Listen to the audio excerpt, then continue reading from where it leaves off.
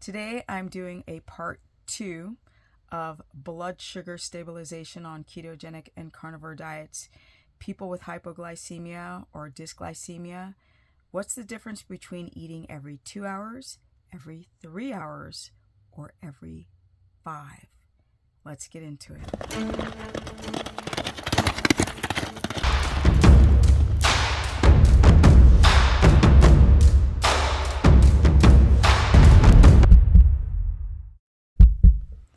Welcome everyone to my humble channel where I still live in a camper, but I'm getting a house built, and yeah, I'm going to put a whole video together on how I did it affordably.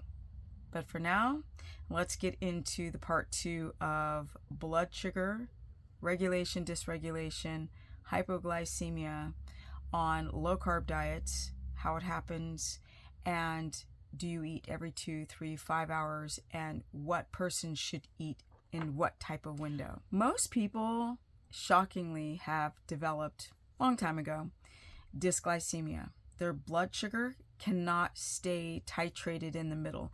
It tends to go really, really high and then really low, and that's when people are finding themselves crashing after a lunch, or tired after breakfast, or waking up a few times in the middle of the night, or you just don't have enough energy to push through workouts, or you might have brain fog or shaky or hangry and all this. Because of most people growing up with processed carbohydrates, your body has learned how to secrete bolus amounts of insulin to handle all that sugar, carbs turning into sugar in the blood. When your blood sugar is running high, and then the insulin reaction, the body's cranking out insulin to get all that sugar out, because it can be caustic and damaging to cells if it's staying in the bloodstream too long. But you kind of barf out so much that it slams your blood sugar too low. And then glucagon is a hormone that brings you back up, but it's not working. So you're going down and you're staying down. Or you have hyper to hypoglycemia, where it's high, then it's low, then it's high, then it's low, and you're going think. And that's why some people have energy, or they skip breakfast and they're fasting, and they're like, I'm fine, I have energy. But that's their adrenals, and the adrenals are cranking out adrenaline and going into cortisol, and then cortisol signaling to break down amino acids. And then later you crash, because now your blood sugar has done this, then this, then this, then this. You don't have the power that you need to get through life, essentially. The people who are the worst, and the people who are moderate, so if you are like severe to moderate to okay in your dysglycemic symptoms, like shaky and hangry and brain foggy and tired and irritated, nauseous is another one. A lot of these weird symptoms most people have. And again, just because you don't feel tired doesn't mean that your adrenals aren't actually freaking on fire. Not good. You don't want your adrenals to constantly take over when your body is literally done. You have to know when your body is telling you to stop. That's why people develop thyroid issues. When you don't take breaks and you're not in this ebb and flow, and you don't learn how to rest and digest, the thyroid T3 hormone begins to go down, or you can't convert T4 into T3. And then of course the diet sucks, so it becomes even more difficult. If you're a person who has the most severe symptoms, like postprandial hypoglycemia, you crash after you eat a meal, or you crash in the afternoon, or you wake up more than once and have difficulty falling back asleep. Typically these are people who have dysglycemia. It's either too high, it's hyper, or it's hypo, or it bounces between the two. If you have the worst symptoms, you want to eat every 2 hours.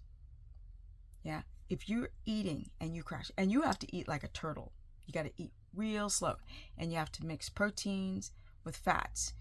Don't use carbs like starches like rice if you're doing low carb, high fat as your in-between energy bump, because you become more dysglycemic. Rather, you'd have a fatty meat and eat incredibly slow, and then put starch in your breakfast, lunch, and dinner in a small amount, which I have in that first video, part 1. If you are moderate hypoglycemic, where you get a little tired, or you don't feel tired because your adrenals are cranking out freaking adrenaline, but you get a little towards the end of the evening, or you fall asleep too fast, because you have to slowly drift into, not slowly, but moderately drift into sleep, like around 10 minutes, 8 to 10 minutes. When you're falling asleep in 1 minute, you have adrenal fatigue. Not for everybody, but 99% of people who are overstretched.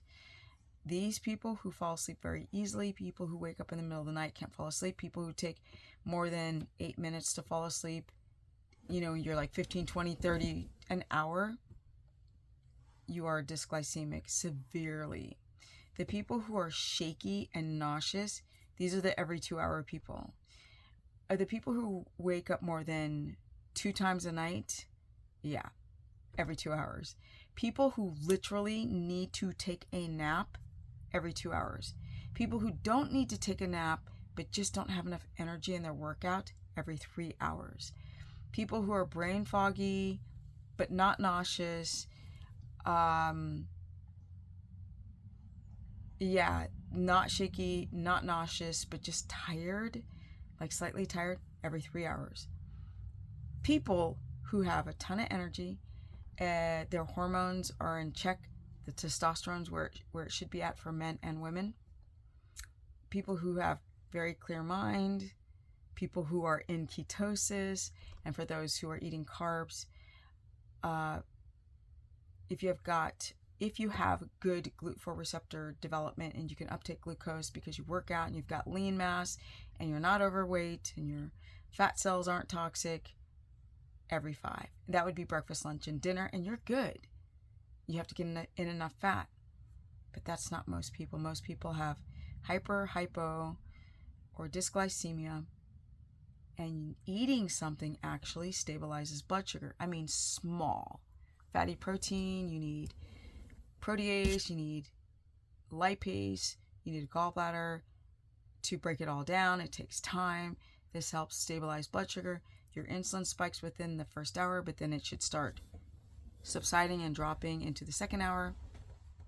Yeah, I might even have to do a part 3. When you're eating to a circadian rhythm, when you're not staying up too late, when you go to bed early, when you chew your food slowly and know what type of combination of foods to eat, depending on what dietary measure you choose, like carnivore, keto, or low carb, high fat. My dog is doing some weird ass stuff, sorry, so I'm like a bit distracted. When you track everything and when you know what's going on with your symptomology, it's much easier to know which person should do what. But if you severely crash in the afternoon, if you can't get out of bed because you're so tired, if you're waking up more than twice a night, like 2 times is stretching it. If you're falling asleep within seconds, if you can sleep all the time, you have adrenal fatigue. Eating something will, again, stabilize blood sugar, because instead of eating a big meal, like a big, huge, eat as much as you want priming carnivore meal, when you don't do that, the body can digest. It's got stomach acid, chloric acids, protease, pepsin, and lipase, and a gallbladder to break it down and chew slowly.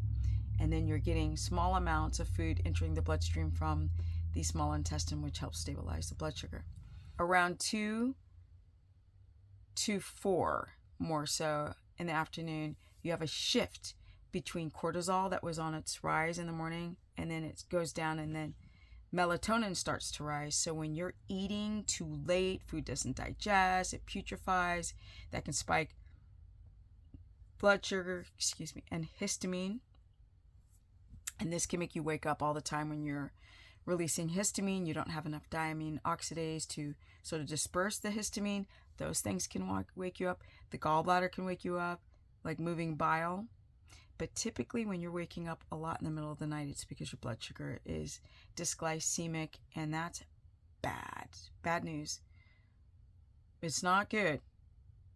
And If you have all those crazy symptoms, it's every 2. If you have mild hypoglycemia or dysglycemia, like hyperglycemia, where you're just irritated, that's every 3 hours. And if you are feeling funky fresh, it's every 5. I don't do every 5. I do every 3, even if it's something small, like a bite of liver and a bite of butter or some pork fat, some lard. That's perfect. My body is screaming like, yes. So breakfast, lunch, and dinner. My biggest meal probably is breakfast. And then after that, I eat small things throughout the entire day. And then I have dinner and I'm done. And my body is just, and I've tried everything. That's what is great for my body. I could get away with breakfast, lunch, and dinner, but because I am so physically active, like I work out, I'm on the ranch, I'm just moving my body for hours and hours and hours. Eating every 3 hours for me instead of every 5 is absolutely the sweet spot to keep me from not burning through amino acids in the collagen in the skin. Because when you guys over adrenal your body, you age very fast. You're going down the cortisol pathway, which leads to the breakdown of proteins. It's not a good look. Don't do that fasting. That's the dumbest thing that ever arrived as a trend. The only time you should fast is if you have like been poisoned or have food poisoning or are sick or something to that nature. Food is medicine and it's energy. So if you guys are overstretched with your adrenals and you are just, I'm going to fast because I'm going to enter autophagy, which we all know is a scam because almost very little people talk about it anymore. There's a lot to learn. Time to edit this, so I need to stop rambling. This is the part 2 of circadian rhythm, meal timing. Don't eat late at night. I don't care if you're dropping your kids off to some dance lesson at 7 or 8 o'clock at night. You can't eat a full meal when you get home. You just can't. That food, it will not fully digest and it'll putrefy and create toxins in the body. So, you'll have to find out solutions in my 30-day challenge. I have been, I'm literally almost done with it. I know I said that about my book, but life keeps getting in the way. But in this sense, I will finish it. And right now they are drying in my house. And when it's dried in, I can not stress as much because like I have a crew of guys coming daily and I got to really be careful that the horses don't get out and they leave nails and and I have to be on guard nonstop to make sure that this ship is running properly.